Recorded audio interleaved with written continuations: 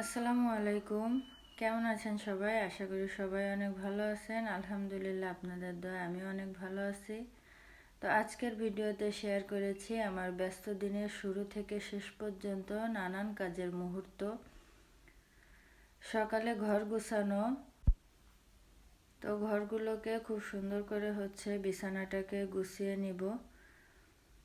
বিছানা গুছানো শেষে আমি আমার ফ্যান এবং এসিটাকে মুছে নিব। এতে হালকা ধুলো পড়েছে, তো প্রতি সপ্তাহে এগুলোকে মোছা হয়।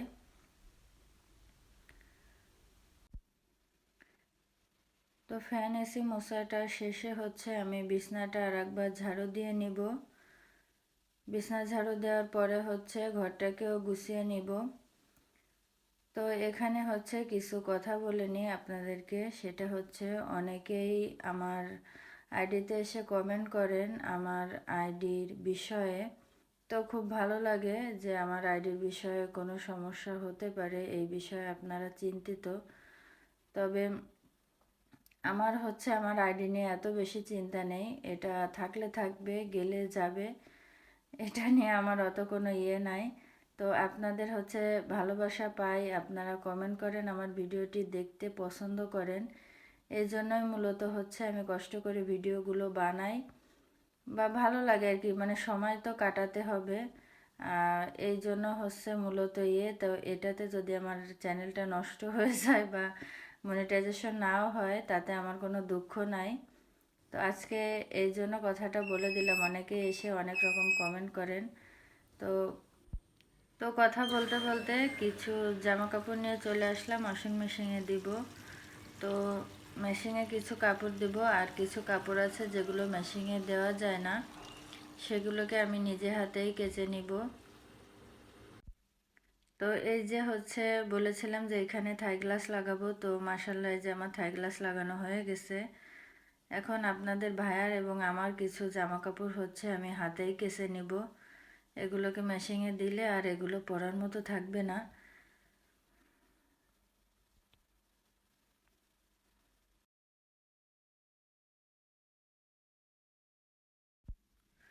তো কাপড় চোপড়গুলোকে ধুয়ে নেড়ে ছাদে আসছি। একটা লেবু নিব সকালে গরম পানি দিয়ে খাওয়ার জন্য।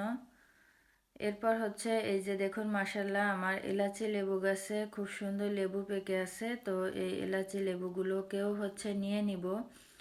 এই এলাচি লেবুগুলো কিন্তু চায়ে দিয়ে খেতে খুবই মজা। তো আপনাদের যাদের বাসায় গাছটা আছে, একদিন চায়ে দিয়ে জ্বালিয়ে খেয়ে দেখবেন, চাটার স্বাদ অন্যরকম লাগে। তো এই যে দেখুন, মাশাআল্লাহ ফলগুলোর কালার কত সুন্দর। এগুলো কিন্তু পেকে আরও লাল হয়। তো আমি একটু কাঁচা থাকতেই পেরে নিলাম। তারপরে কিছু কাঁচা জাল ছিল গাছে, এই গাছটা উঠাই ফেলে দিব, কিন্তু কাঁচা জাল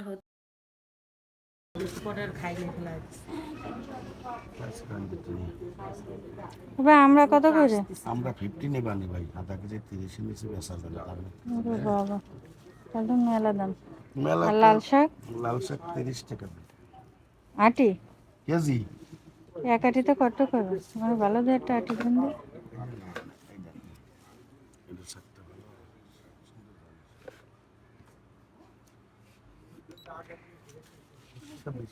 কয় টাকা আছে?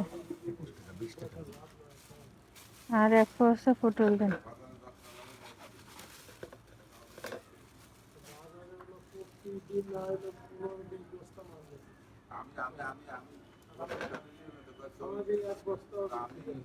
পটল কয় টাকা? 5 টাকা। 25 টাকা। না, এক পোয়াই দেন। আর ঢেঁড়স? 10 টাকা। সুন্দর বাচ্চাটা। পোয়া? তাহলে ওই এক পোয়া দিয়ে দেন।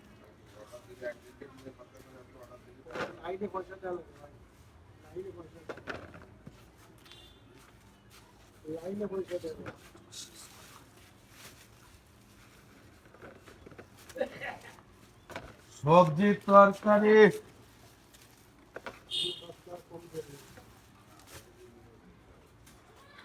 আধা কেজি 25 টাকা দিয়ে। কয় টাকা আছে আমার? আপনাদের আছে 20, 20? 10, 35, 15 আছে। তাহলে 15 টাকা দিয়ে দেন। সবজি কিছুটা বেশি হবে না।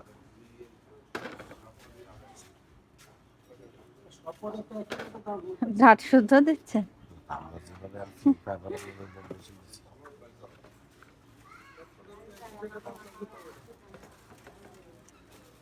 শুরু করতে হবে।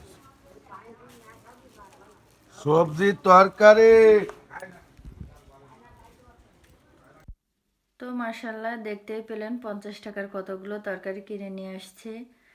তো সকালবেলার নাস্তাটা হচ্ছে সেরে নেব। তো আটা রুটির বেলার মানে ঝামেলার থেকে আমি গুলায় এইভাবে হচ্ছে রুটি বানাই খেয়ে নিই সকালবেলা।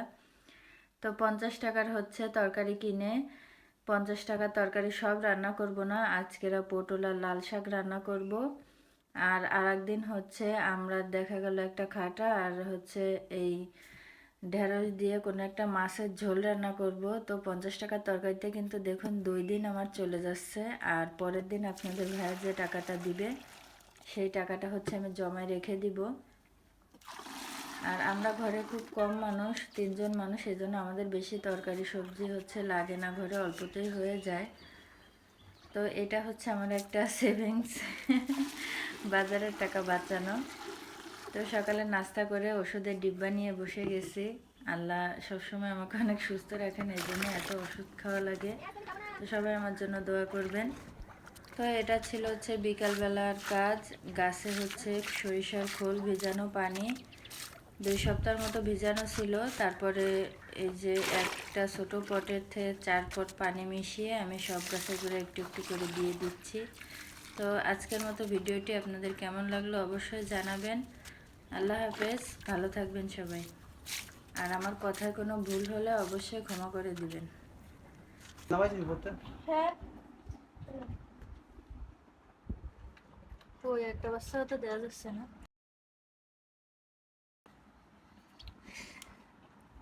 ওই দেখো ওই যে সব চুরি বাচ্চা ওই যে ইয়ে সাথে লাগিয়ে রয়েছে ওই দেখো ওই যে পির পির করতেছে ওই দেখো